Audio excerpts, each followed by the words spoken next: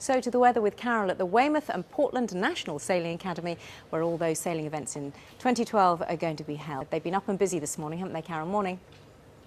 They certainly have, Shan. Good morning. In fact, there's a big race taking place today, and all of these guys are taking part. Good morning. Good morning. Good morning. Are you all excited about your race today? Yeah. Oh, well, good luck to you all. It's actually the Optimist Nationals. It's a big ship race, and you can see the boats here. It's a little Optimist. It's not particularly big, and what you find is children between the ages of 3 or 4 up to about 15 sail in these boats, and obviously after that they're too tall, so they move on to larger vessels. And many of our current Olympic team actually did start off in these and then, of course, went on to greater things. Now, it's a hive of industry, and Ben Ainslie's down here this morning, and he's going to be giving them some tips on just what to do. The race itself takes place all week. It started yesterday, and it runs right the way through till Friday. And in fact, tot of the devil, here is Mr. Ben Ainslie himself. Good morning, Ben. Hi, how you doing? Thank you for coming down this morning. Yeah, good to see you. How's the weather? Dry at the moment. Let's hope it stays like that too. Did you start off in one of these? I did, yeah, about 20 years ago, and actually I did my first event here in Weymouth, so it brings back memories. And how do you feel this morning for them? Do you feel excited for them?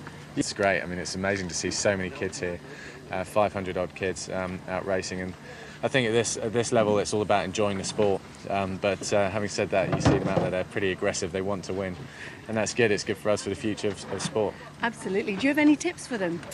Well, these boats are actually probably one of the hardest boats to sail out of any boats I've ever sailed, because they don't have a drainage system, so you're constantly having to bail the water out, otherwise you're going to start sinking. So that's the biggest technique for these boats, is learning how to bail and sail, we call it, to keep the water out of the boat. Oh, well, that's fantastic. Ben, I've got my fingers crossed for your 4th, 5th and 6th gold medals. Right, okay.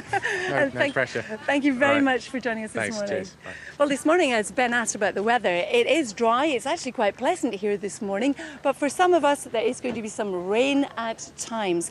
Now, some of that rain is going to be heavy in the west this morning, and then it'll be heavy in the east later on in the day.